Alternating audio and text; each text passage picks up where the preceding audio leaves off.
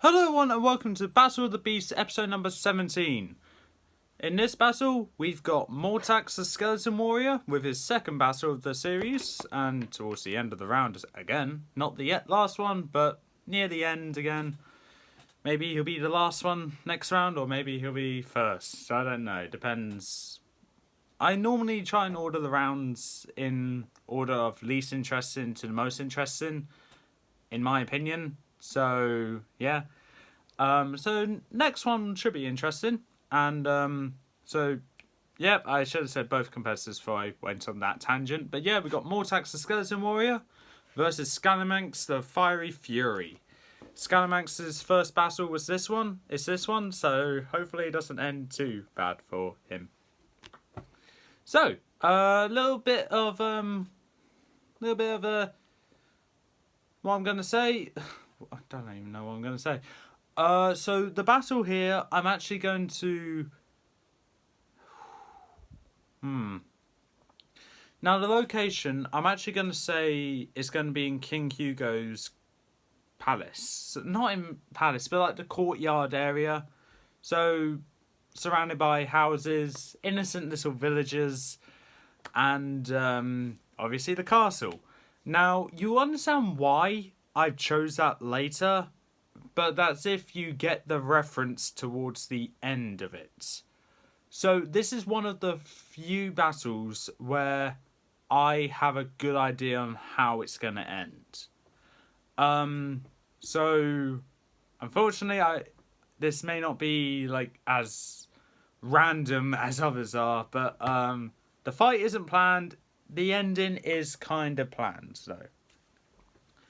So let's get into this battle.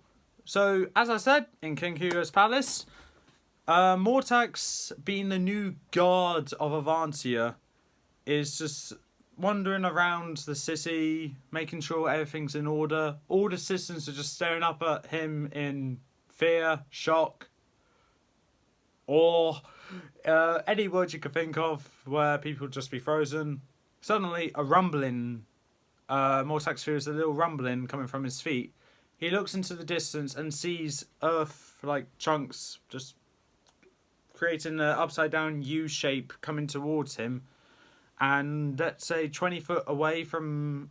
When it's 20 foot away from Mortaxe, the ground just erupts up and Scalamanx crawls out, roaring at the top of his lungs towards Mortaxe, trying to intimidate him.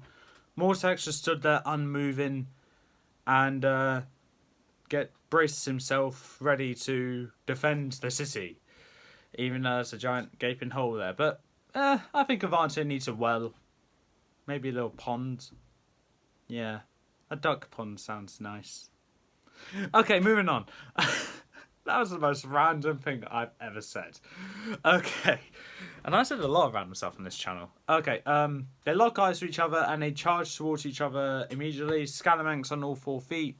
Right before they're about to collide, Scalamanx veers to the left and whipping Mortaxe with his tail, tripping Mortaxe over. Scalamanx turns around and climbs on top of him, pinning him down. Mortaxe tries to wriggle himself free, but is having lots of trouble trying to get up. Scalamanx raises one of his claws and slices down on Mortaxe's back. Mortaxe yells in pain. Tries to reach for his scythe, which is just barely out of his reach. But as Scalamanx lifts his other paw again,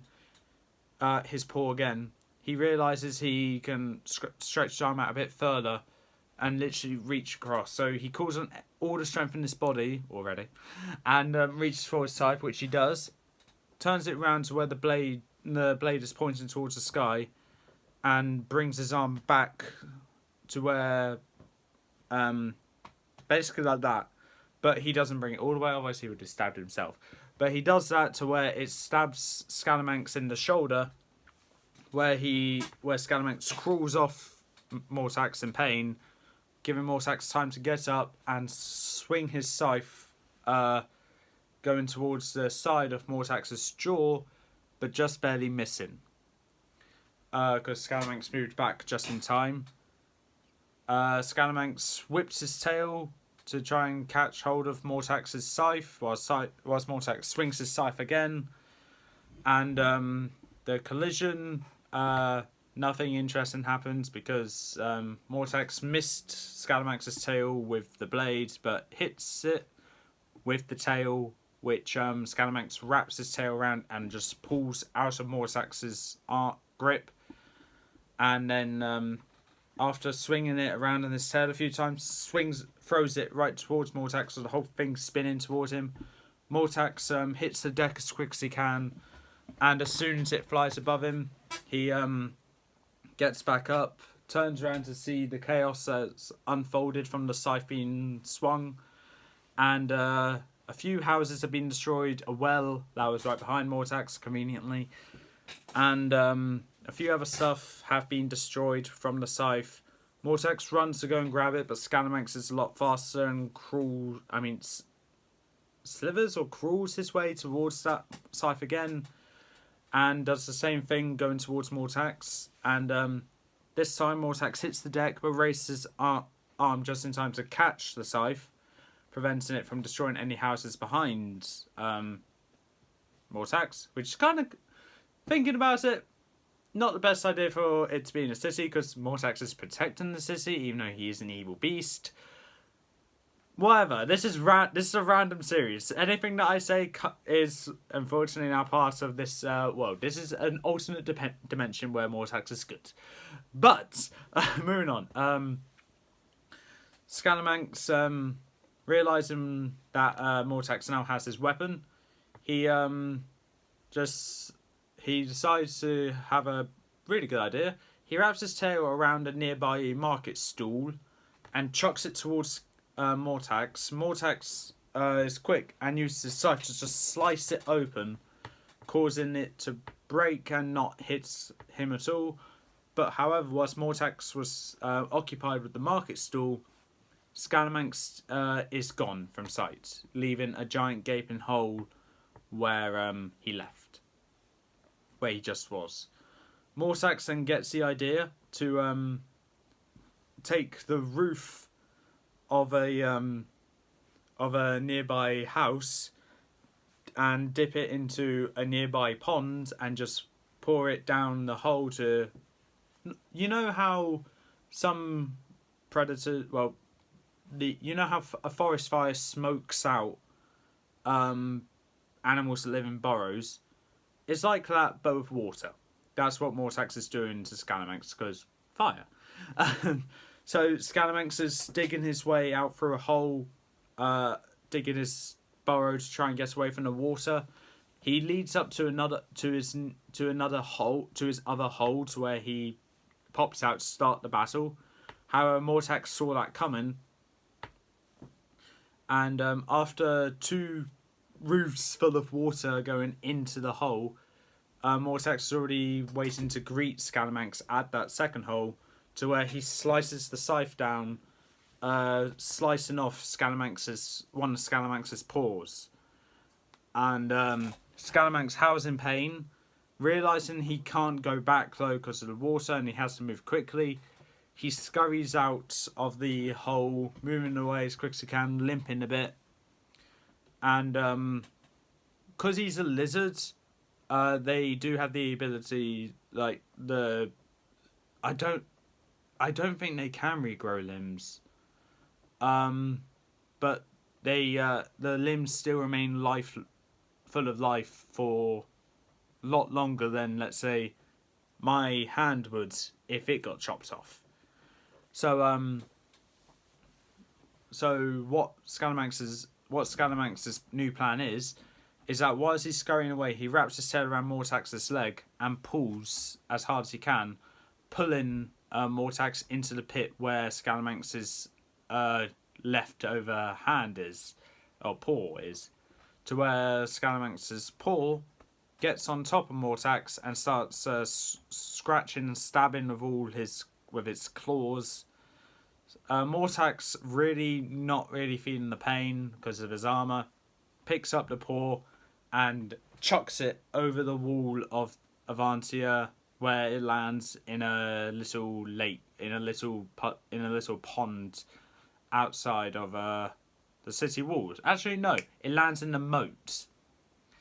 To where it just stays there wiggling for a bit, to where it just gets lifeless and just floats to the top of the pond. Moats. So, whilst that was happening, Mortaxe turns around to see Scalamanx.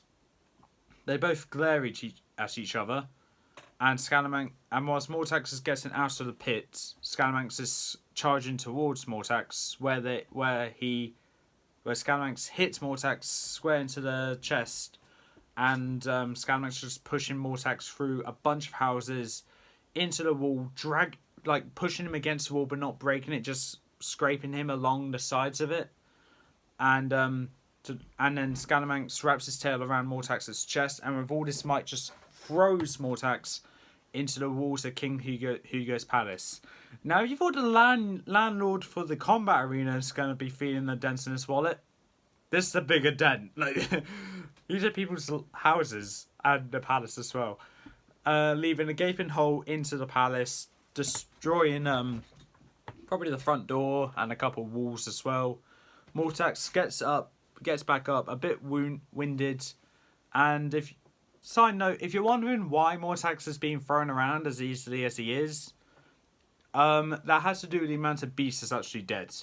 As I said before this specials tournament started, Mortaxe does get weaker as more beasts die, because he gets the strength from the amount of beasts which are alive. And yes, that was in the combat arena in his book, but because I'm changing environments, that has changed to the beast that competes in this tournament. So yeah, Mortaxe is getting a bit weaker. Scalamanx is at his full still, but back to the battle. Mortaxe gets back up, obviously winded. Scalamanx is scurrying towards Mortaxe to try and attack him again. Mortaxe, losing track of his scythe, can't seem to find it, sees it behind Scalamanx, and realises he's going to have to make his way towards that scythe, past Scalamanx, just in order to get it. So what he does is, Mortaxe braces for the impact for Scalamanx to charge at him again, and right before Scalamanx is about to impact on Mortaxe leaps out of the way, causing Scalamanx to barrel himself right into a wall, of a very important wall of the structure of the palace, to where a big chunk just collapses down on Scalamanx. Scalamanx is immobilised for a while, but still making his way out rather quickly, Mortaxe strides towards his scythe as quick as he can, and right when he's a few feet away from it, he turns around briefly to see Scalamanx just burst out of the rubble, scurrying towards Mortaxe. Mortaxe, as quick as he can, grabs hold to the scythe, and Scalamanx is right on top of, not literally, but very close to Mortaxe, and he swings his scythe round to where it hits Scalamanx square in the forehead, knocking him back down. And right before Scalamanx is able to get back up, Mortaxe steps on top of Scalamanx, so where he can't really move now. Bit of a link back to the start of the fight.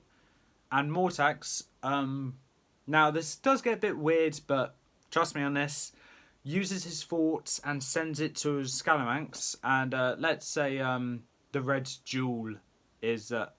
I'm going to assume that the beasts can communicate with each other. So, Mortaxe says to Scalamanx, take a look around all the rubble, at all the chaos you have caused. All the lives he has taken, all the civilization he has destroyed. Mortaxe then says, the crime you have committed this night shan't go unpunished. You'll reap what you sow. He raised his scythe, swings it down, decapitating Scalamanx entirely. His head rolls off into the pond that started it all, and Scalamanx is roaring, yelling, screeching, to the point where the sound just died out. His body goes to lifeless, and the fire all over Scalamanx's body just fades away. Mortaxe drags the remains of the body into the moat and pushes it in just to fizz it out completely.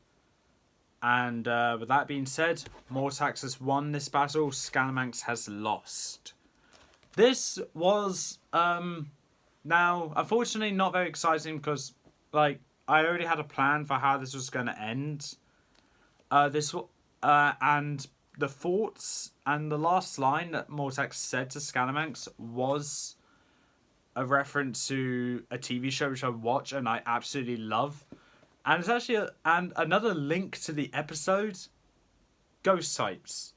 It's linking to a Halloween special of that episode and a line that a character said in it. And quite frankly, I'm really glad Mortaxe had a scythe because it fits in very well with it as well. I needed Scalamanx to do something though, which kind of led to what is considered a really big crime. So destroying Avantia, pretty much. This is what the finale of Beast Quest has to be, and yeah, obviously not with Mortaxe being a good beast, but I needed to pull a few strings. But beasts can communicate with each other, so yay. I'm actually glad how this fight turned out. A bit anticlimactic because I planned for Mortaxe to win, but ignoring that, it was a good fight. If you disagree and think Scalamanx should have won, please leave your comments below why you think that. I'm pretty sure I know what you're going to say. That being, Mortaxe gets... I said it myself. Mortaxe gets weaker with the more beasts that are dead. But don't worry, I have a plan for what's going to happen when the beasts get to... the final... When they get to the final four, and if Mortaxe is still in the running to being the winner. But, with that being said... That's all for this time. If you like what you saw, leave a like, leave a comment, don't forget to subscribe. Join me in episode 18 of Battle of the Beast, which I do not know when it'll be filmed, but know this. The final 3 beasts that have yet to battle in round 2, and one of them will be skipping out, is Kreta, Raksha, or Jakara. 2 of them will be battling, 1 of them will be skipping to round 3. Leave your comments below. Leave your predictions below in the comments section on which beast you think will be skipping round 2. But with that being said, I'll see you next time.